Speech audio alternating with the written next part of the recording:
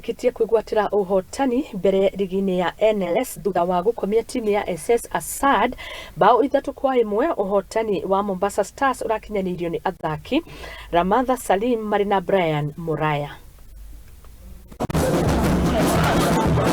Season end meza game 3, win 1, draw 1 na lose 1. So tuna hope tutaendelea kutoka hapo. Siabidi maana tunaenda game by game tukiangalia mbele.